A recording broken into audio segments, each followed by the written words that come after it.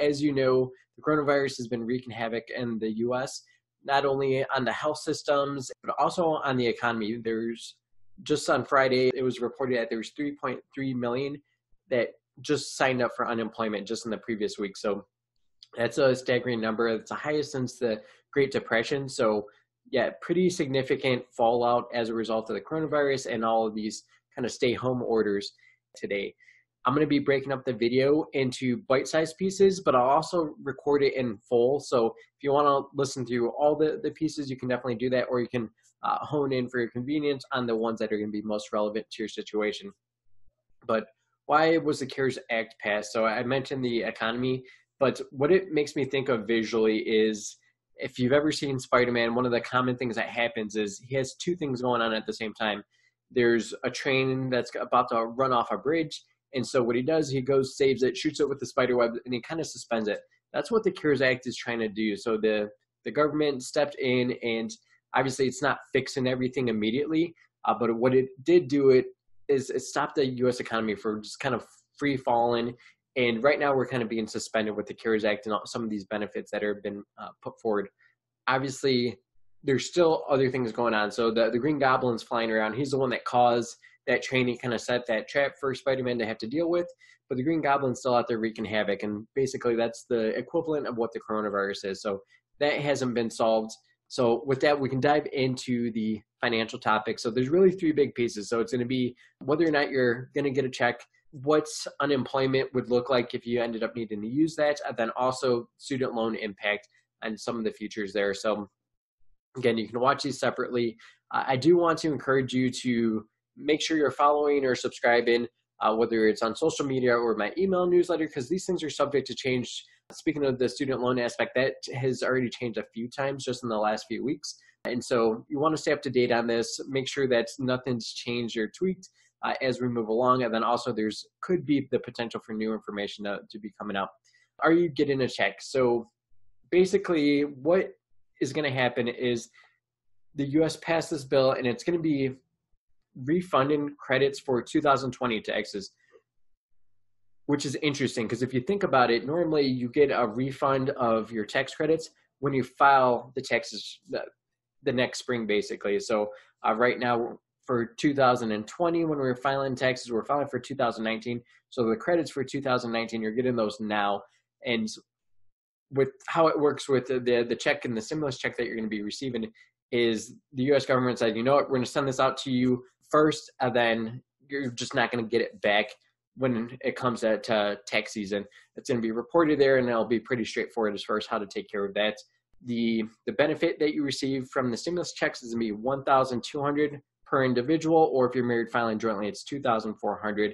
But it's very important to know whether or not you're going to get a check in the first place. So there's going to be individuals that are not going to receive it. The first, most obvious one is going to be anyone that's older than 17 years old and is claimed by somebody else. So if that happens to be you, or if you have a child that you claim, but they're older than 17, that's going to kind of produce some unique aspects where they're not going to be accounted for in terms of the stimulus checks in any form or fashion.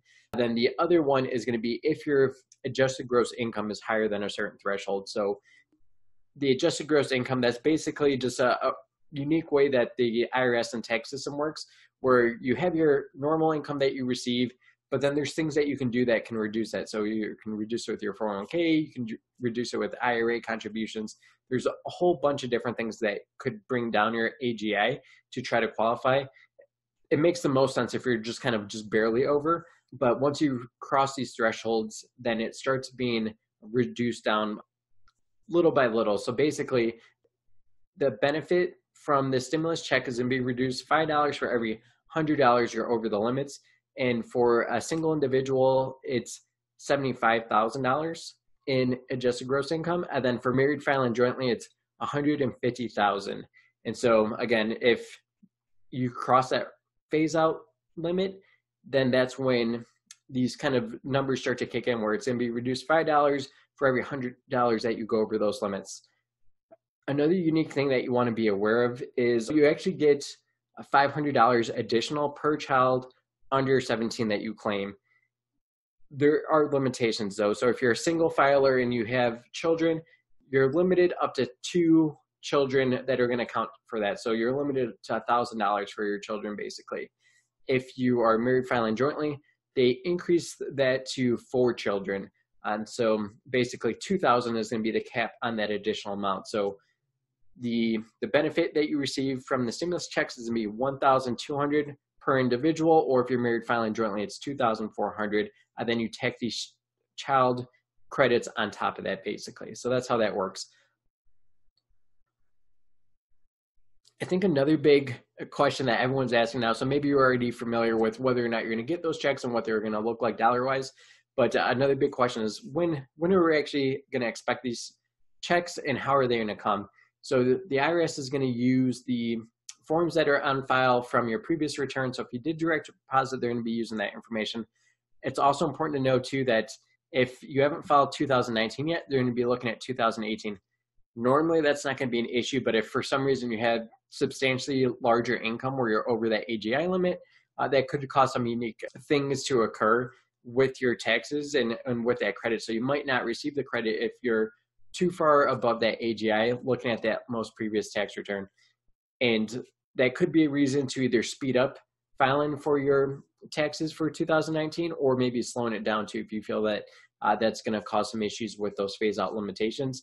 And then also too, if you just had a child in 2019, that would be a reason to speed up your filing for your taxes to make sure they get counted. It sounds like you might have a couple weeks because as far as when you may receive these, it's going to take a while. It's not easy to kind of pump out checks and direct deposits for millions and millions of people.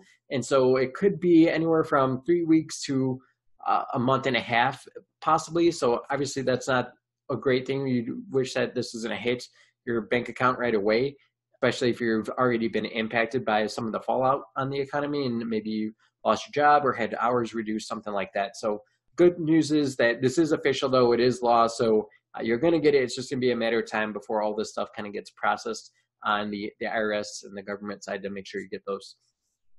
So I think another thing that's important is, well, once you get these checks, what's the best thing you should do with it? Because obviously that the government's doing this for a reason. They're seeing that there could be a lot of potential stress on people, and these checks are not specified to only go to unemployed individuals. So that's one interesting thing to be aware of. And it's because they feel that everyone's going to face some unique situation. And obviously a lot of us are forced in our homes. So that's already causing some unique disruption in our lives. So part of it is to do with that. But then also part of it is, well, just because you have your job today doesn't mean that's guaranteed or that it's always going to look the same in the next couple months. So this is something just to kind of help everyone that kind of fits within those thresholds to navigate that with a little bit more help, basically, is what that looks like. And so the first thing I'd say is don't waste it. You might be thinking that, well, I think my job should be pretty good. Like I don't work and travel. I should be good. But that's not the case necessarily. There's been a lot of fallout because as spending decreases, as layoffs start to occur, that has a butterfly effect on just every aspect of the economy, basically. So you, just because your job and position may be something totally unrelated to the things that are most related to the coronavirus, there's just a lot of fallout with a lot of people staying home and a lot of people being unemployed and not being able to spend dollars here and there. And so that just has a huge kind of ripple effect, basically. So don't waste it on things that don't matter. The very first line of defense is always going to be your emergency savings. So should something hit the fan, maybe you've already found yourself in this position, you definitely want to focus on emergency savings. What I kind of like to think of is 3 months is a good emergency savings. 6 months is a great emergency savings. And then after that, it's kind of up to your discretion. Is there something else you could do better with those funds other than just kind of continue to pile on? Or would you feel more comfortable if something happened, if you actually had a little bit more in 6 months? So you can kind of use your discretion there. Also, once you've built up an emergency savings, you can start to look at other things that could be annoyances, could be financial burdens for you, which would be high interest rates. So things like credit cards, or if you have like a private student loan, sometimes those are extremely high, like 10, 12%. So that would be something to look at and consider either knocking out or at least saving that money in cash. And once we make it through kind of this whole coronavirus era, then knock those things out afterwards. Once you know that, oh, we're through it, the economy is bouncing back, I should be good now, then you can just take that amount that you saved and just knock out those things that you wanted to. Another thing that would be good after the high interest debt would be looking at short-term goals. So if you, obviously a lot of people aren't traveling right now, so that's going to help you save a little bit. But also a lot of times people go into credit card debt or some other forms of debt in order to make travel happen. So this could be something that if you've already had the emergency savings, you don't have any high interest debt, well, this is going to help you fund those kind of short-term expenses without having to worry about stretching yourself too thin. And then last thing would be, if this money really can go towards long-term, you've got those other kind of boxes checked, then long-term investments definitely a good opportunity to think about. I actually recorded a much more lengthier video just specific to that. Should you be investing right now? It goes through some of these steps a little bit more in depth. So feel free to look through my timeline or review my website and check that out. So I know there's a lot of interesting things to be coming up in the future. So definitely stay tuned. I'm going to try to always stress myself to make sure I'm making content that is easily accessible and available to anyone, even if you're not a client, because I truly believe that financial confidence is a way to just kind of help you live a better life. And so reach out anytime if you think I could add additional value for you.